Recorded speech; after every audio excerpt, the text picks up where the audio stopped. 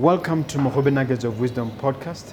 My name is Mompoloki Lerumo Mogobe. Our objective is to enthuse, inspire, energize, and empower entrepreneurs and entrepreneurs of all stripes here in BW and beyond. We do so by inviting these entrepreneurs and entrepreneurs into our makeshift studio. Sometimes we call them to the restaurant, sometimes we go to our studio, and we ask them to share their experiential knowledge, their experiences and their expertise, and we ask them as many questions as we can, aimed at empowering you also as a viewer.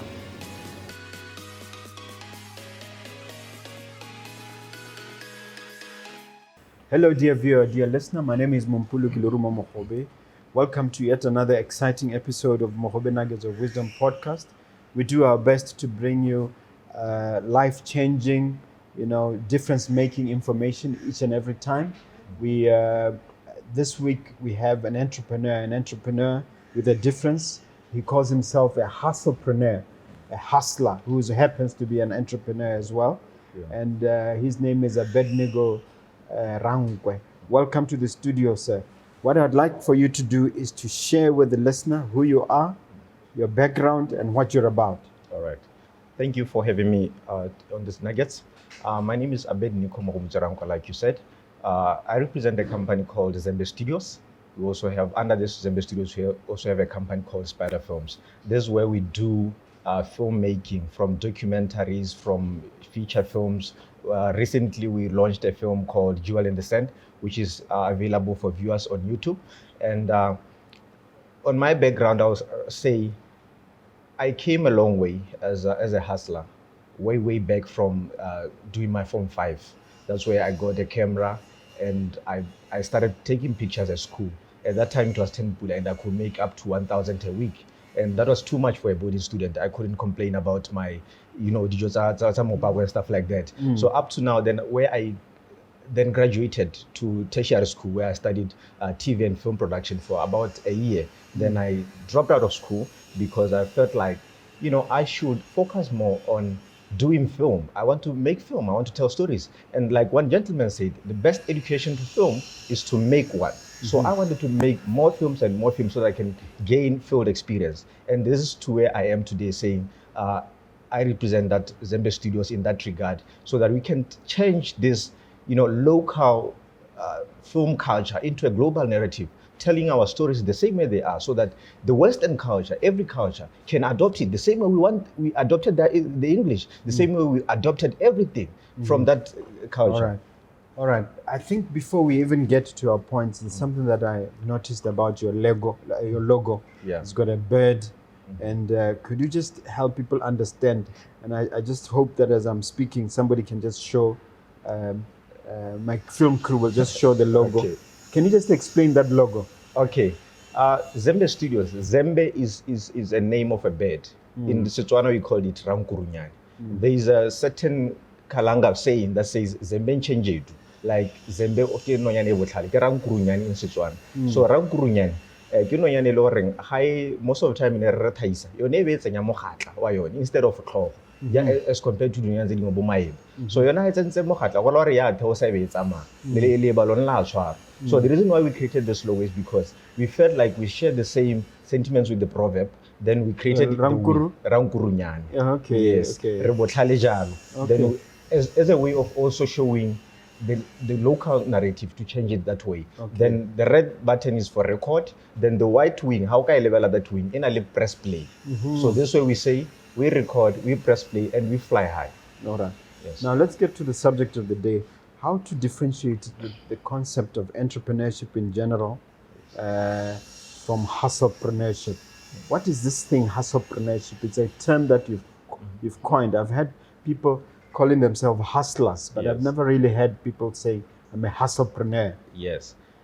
You may, like, I want to take the hustle thing to effect, because most of us in this life, we live as hustlers, like you said. Just like somebody who is in business, anybody can do what they want. So as hustlepreneurs, we tend to, like, grab every opportunity that we seek. Look, for example, I started when I was doing Form 5. Looking at the fact that I was at school, somebody may say, I'm at school, let me complete my school. Then that's it. But for me, I was like, there is a need for me to do something for myself. Let me hustle. Let me put something into effect that will benefit me in the future. You may look at the example, Yaha Refish Pabalinga. He started his business when he was at UB. Then he graduated up to where he is today. Big businessman Big now. business today. We are hustlepreneurs because of the passion that we have. You may not have gone to proper schooling. You may not have had formal education or informal employment, but we tend to maneuver to outgrow ourselves in every sense. Looking at Mosadi Moholo Rekisang, Quick and everything, they've managed to build their houses and fend for their kids. But have they been able to get into the bigger market? No. That's because they are only hustlers, not hustlepreneurs. Now, hustlepreneurs, they look for the broader spectrum. Okay, which takes me to my next question, really. Can you give us the traits that make one an hustlepreneur? What makes a hustlepreneur what an hustlepreneur is, if you know what I mean? Yes. First of all, what makes a hustlepreneur is character. How you present yourself. If you regard yourself as somebody who's always lenient, complainant, and all that, you can become a hustler because there are situations beyond our control. What do you mean lenient? Always compliant, always listening to other people, what they're saying, and listening to... Yeah, without proper action. You have to, first of all, for example, somebody who read books every day, they invest on reading books, but not on action. You have to read books and go into action. To apply the knowledge. To apply the knowledge that you got. You go to school, you have your degree in economics. What do you do about your degree in economics? You have to stand for that character. Then we have what's called a plan. I give an example of somebody who's selling quick. So if you have a plan of growing, somebody has been selling their quick for like a week and they make 500. They don't have a plan in a week. If I make 500 in a week, how much can I make in a month? And how much can I make in 5 years? They don't plan for that. But a hustlepreneur, the traits that they get, they see the bigger vision to say, no, from here, I want to be there at this point in time. So I have to keep on making repetition action in order repetitive action, yes. Repetitive action in order for me to get where I want to be. Now, another point to discuss is the issue of compliance in relation to hustlepreneurship. Can you unpack that a bit more for us? All right. Compliance is one of the things that we always have to keep in mind when we are investing in anything. We have to be compliant with the laws that governs a certain country or a certain type of business or anything. Informal sector, for instance, I'm going to give example to the informal sector because that's where I want people to maneuver to outgrow themselves. If you look at the informal sector, many people have been chased away from wherever they are operating because they were not compliant to the law. For instance, you are selling quick. Are you authorized to sell quick there? No, we are not. Because of what? We don't have the proper knowledge on how to run our business and how to be compliant in that regard. You understand? Then we have in other words, to seek the necessary regulatory authority or permission to run it. Exactly. That's what you mean by compliance. Compliance, yes. And how do we overcome that? How do we deal with that? First of all, we have to do more of research. Like whenever I want to start a business, it shouldn't be a business quick. Then you don't look at all the points what benefits me quick. I have to go to fall under informal sector. Which ministry am I and where can I find that regulatory board? For instance, I can go to council, even a trading license or a cost license. We have to go much on research, read our newspapers and listen to radios. Those information is always there for our disposal. The bookshop has all the trade acts and everything. So we also always have to... So encouraging people to go to the library to research. To research. Even to go to the government printer to get the necessary laws where necessary. Okay, beautiful. Now, I want you to use your example, using your case, the case of your company, to deal with the issue of management of an enterprise and scaling, and scaling your wealth as a hustlepreneur. All right. Tying it to your specific example and your experience. Exactly. All right. First of all, every business has to be managed. If you are a creativepreneur or a hustlepreneur, and then you know that you cannot manage your business, you have to find somebody who can manage it. For instance, somebody who can tell you that that's the first step. For instance, that's the first step. In order for you to know how to grow your business, you have to first get a manager who is going to manage every income, every expense, every cost that you incur as a business. And you have to go to a point of realization, my business, this is where I am, and this is what I can be able to do. For instance, a business of Hodira making films. I spend quite a lot in cast, in cameras, in this locations and everything. These are my expenses. Then from these expenses, that this should be my profit. You have to calculate all that, and you should know what is the market value of what you are carrying in order for you to manage all these resources that you have at your disposal. Yes. And upscaling. Have you been able to upscale your business, and how did you go about it? I cannot say I'm in a point where I have upscaled my business, because for the past 4 or 5 years has been a period of learning. Like I said, I dropped out of school because I wanted to learn film. So every opportunity that I got for the past 5 years was a period of learning film, and it has been this year that I've been able to now propagate myself for growth, and even intended to upscale in a year or two. Okay. And what would you say, still getting back to hustlepreneurship? Yes. What are the key components of hustlepreneurship? I mean, what are the things to look out for? Yeah. I know I've asked this question indirectly before, yes. But I want us to go deeper, because really I want the viewer to leave this understanding fully how they can become a hustler and a hustlepreneur. Okay. First of all, hustle, like I said, is gained basically on passion. First of all, you have to understand what's your passion. What am I capable of? What can I do best? Are you a salesperson? Can you sell you sell anything to people? Are you more of a writer? Can you write? Are you more of a builder or a manufacturer? First, that's where that's my passion, or that's my best advantage. Before you go to taking into action, then you plan how am I gonna go about with my hustle. Then okay, I'm good at writing. I'm also good at being reciting poems. I'm also good at acting.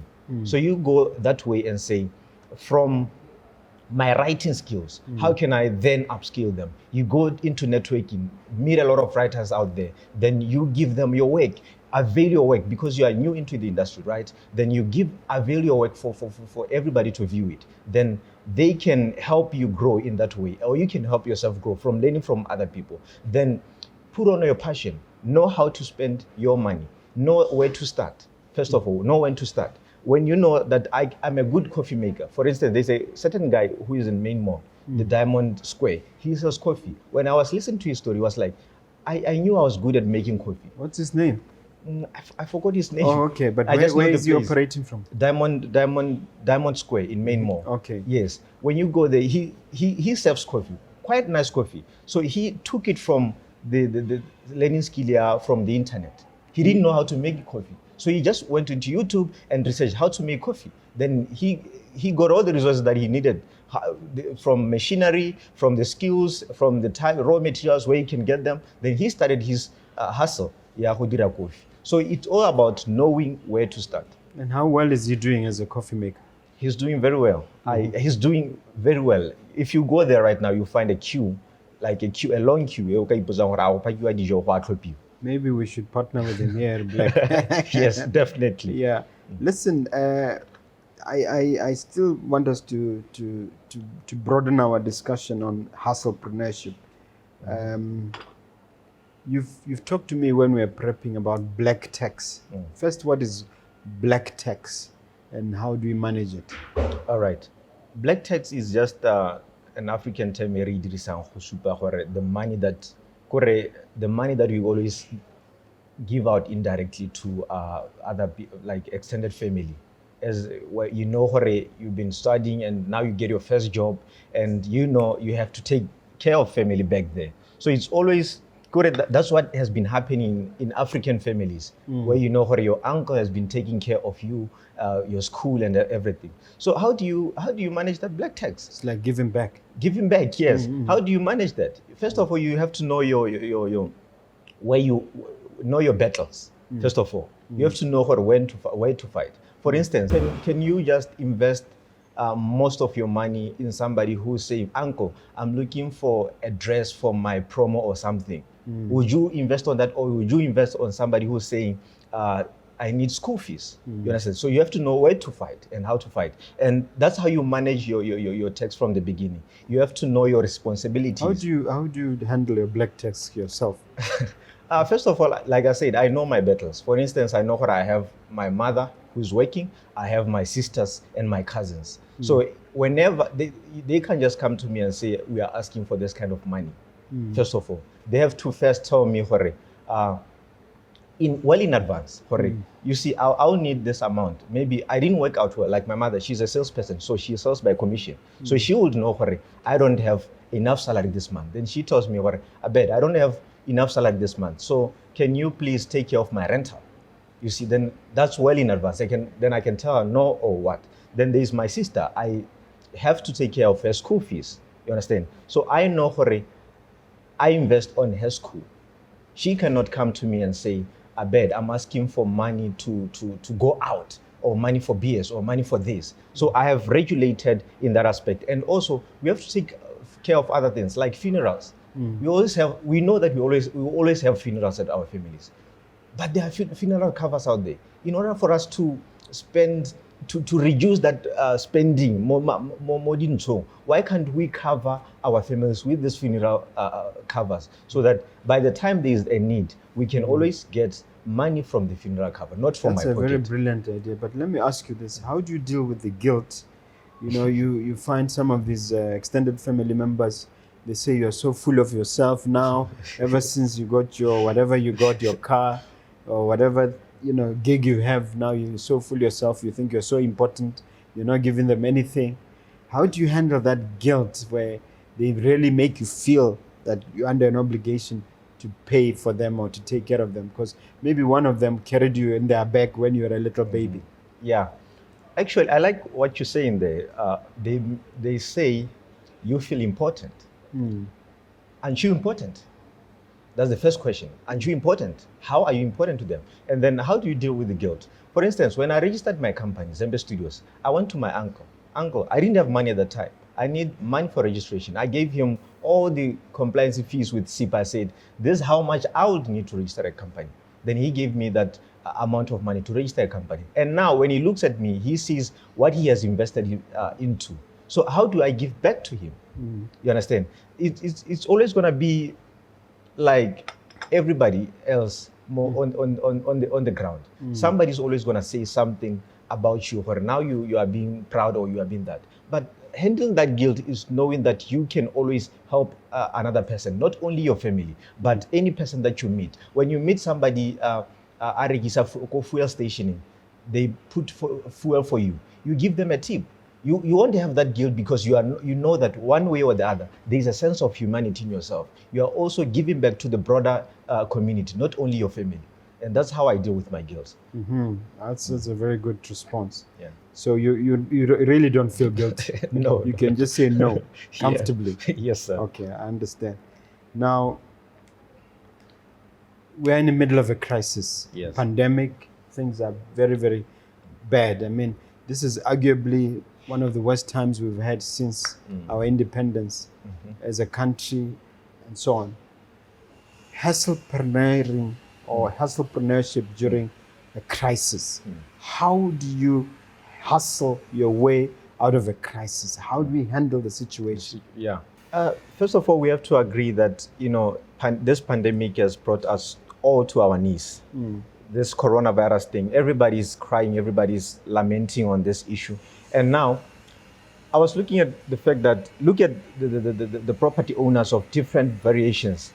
Would you think they are surviving at this point in time? because of their property. I know they are not. I know we are not. Like Exactly. I said, So you wouldn't know which type of business would you can't say it's every business is a risk at this point in time. So during this time of crisis, I've seen people complaining more about the government. First of all, I like to say there is a certain thing that I like to do.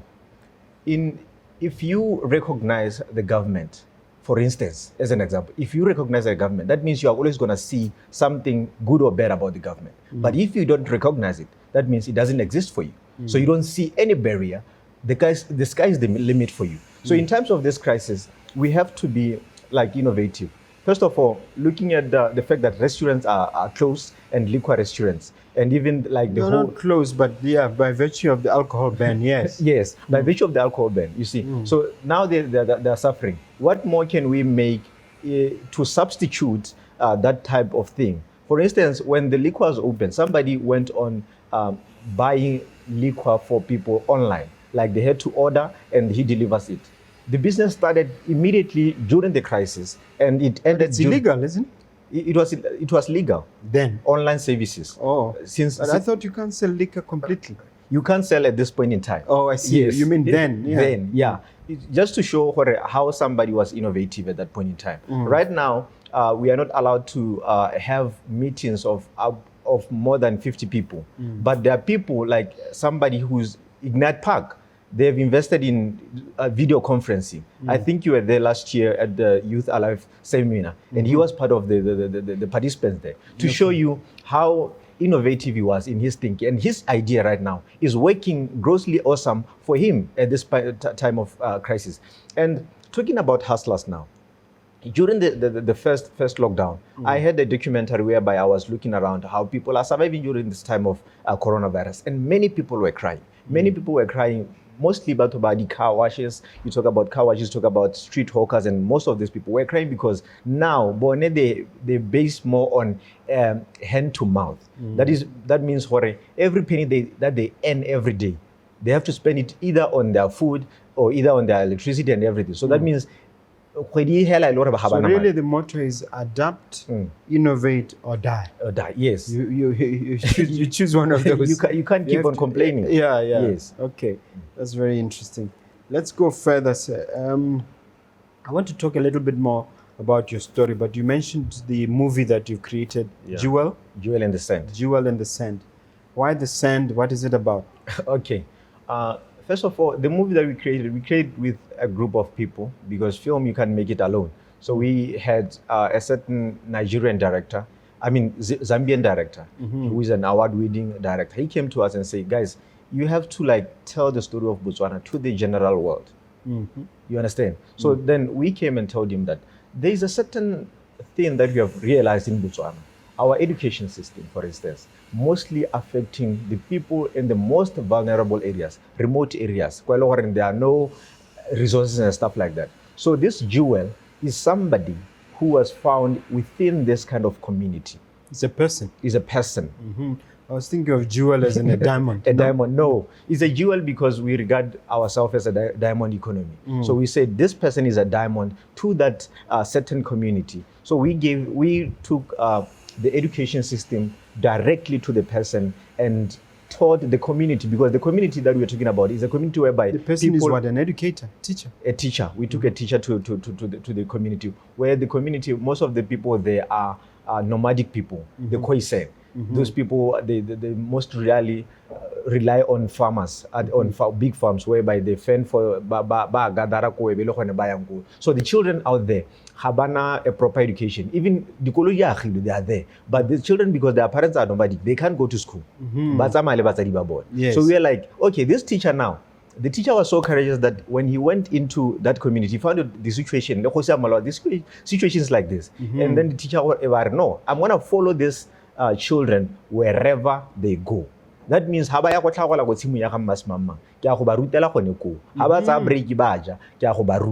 little time that I get. So hence the Jewel and the Sand. So one of the community members, a child who was disabled. This is not based on a true story. not entirely based on the true story, Oh, I but see. true events. You Uh-huh. understand? So one of the students who was a disabled killed, because disability ya gone mara re ina o na le mo lapeng batsadi ke bone ba nnang batho. So one time teacher e ba ta tsena, then he found out what there is a disabled kid e ba mo ruta. But guess what? Ha santsa mo ruta, the parents e ba re he's raping the kid because the kid is all alone. They Okay. can and all that. Maybe So- don't reveal the entire plot so that Yes, people can go and can go watch and it. watch. But for my purposes, what I'm interested in is, were you the producer, the actor? What are you in that? I was Are you the director? What are you in I that? was part of the production team as a producer, director of photography, and director of lighting. Okay. Yes, But you had different actors. we had different actors out Okay. there. And how do people access that particular movie now? They can just go and search on Google, on YouTube, search Jewel in the Sand on YouTube. It will come out. They will see it, Jewel in the Sand African movies. Then they just watch it online. So it's very motivational. Very motivational. That's good. We're having quite a good feedback on like I'm YouTube. encouraging you to go and check it out, dear viewer, dear listener. It will be worth your while. Yes, sir. Let's go to the formula. Okay. Yeah. How do you get lucky as an hustlepreneur? There is a formula to get lucky. Yes, there's actually a formula to get lucky in every instance that you do. First of all, I was talking about planning in the first instance. So if you keep on planning every day, you know, for instance, if you want to do horticulture, for instance, you plan on that, you research on that. So the time like crisis events and there's a crisis like this, we need horticultural products from Botswana. Don't you guess you'll be lucky to have that opportunity? So you have to always prepare around your hustle. Preparation is the way. Preparation create and the keep luck. on preparing. Okay. You don't just prepare, you keep on preparing so that when the right time comes, it might not come soon or later, it might come at any time. So you have to always be ready. Just like Jesus said, always pray until I come. You don't know when he's going to come. Yeah. He might come like Lokodula we see, then he's still. So you have to always be prepared. It's a very good point. Gary Yeah. Player once said that the harder I practice, the luckier I get. Exactly. So it's really about preparation. The compound effect. Yes. Yes. Okay. Now, tell us a bit about your story as we come to the conclusion, who you really are. I'm not talking about obvious things like where you're born, etc. Yes. How do you understand yourself and what is your destiny, your Yeah. role? Yes. Yes. Thank you for that kind of question, and that's where I would like to pass my regards to every point in time where I met people like you and people who motivate me, who inspire me every day. You don't actually have to like talk to me every day, but I can see through some works that I'm very inspired by this. So this is where I come from. I'm inspired by Thank you very much. by great by great action. Looking at people and say, we are not just seated. We want to act. We are within this community whereby people rely mostly on other people. People rely mostly on politicians. People rely mostly on government expenditure. You understand? So I like to say this. Abednico is a person who sees opportunity in every corner. Right now, I've invested my time in a company called Time Souvenirs. Time Souvenirs, they make customized watches. Don't you like to see yourself whenever you check your time? Is this one of the This is one products? of them. So I was like, this kind of an opportunity. Maybe show the camera. I don't know if they Okay. can see that. Okay. Yes. There's So someone's picture. this is my picture. Yes. So when I look at time all the time, I see myself and I get courageous that I can do more. So Uh-huh. that was like, let me invest my time into this type of business. So you think that if you see your picture every now and then, you are more encouraged? Yes, Okay. more encouraged. Look at it in this way. How many? We always talk about branding all the time. Branding all the time. Why do we have to brand black with these logos and everything? Every time somebody comes to black, they see that logo, they see that brand, they say, this is me. You understand? They go take pictures at black because that's how it has been branded. So if you brand yourself in this regard to see yourself in a watch, you get courageous every time to say, this is me, I'm all this. So going back to your issue, you're saying, what's my story? Who am I? What's your destiny? Yes. That my destiny and my story is that I am becoming. When I was in my form 3 or form 5 day, somebody, like most teachers always ask, what do you want to become when you grow up? At that time, I couldn't respond fairly. That's honest. I didn't have any response to those kind of questions because I didn't know what I want to become, but I knew what I was becoming every day. Every day of my action, I knew what I was becoming. I was so connected to this field of television and creativity that at my age, form 2, I wrote a dream to say, I'm gonna start a TV station. I'm gonna start a radio station. That's what I wrote 10 years back. Guess what? 10 years later, I'm already writing a license requirement plan, submitting to Bokra, so that I can start my own TV station. I'm talking to people who have signals, satellites in South Africa and in Nigeria to give us the satellites so that we can air our TV station. Wow. This is a dream written 10 years back. That is what God said in the book of Habakkuk. He was saying, write your plans on the tablets. And run with it. And run with it. Yes. It surely will tire, but I will Book fulfill. of Habakkuk. Yes, Yes, sir. So that's my perception. Okay. And that's wonderful. I'm very, very inspired by that. So very soon we'll, in the near future, have a television station Yes. run and operated by you. Were you inspired by Steve Harvey when he came here? I'm inspired by Steve Harvey.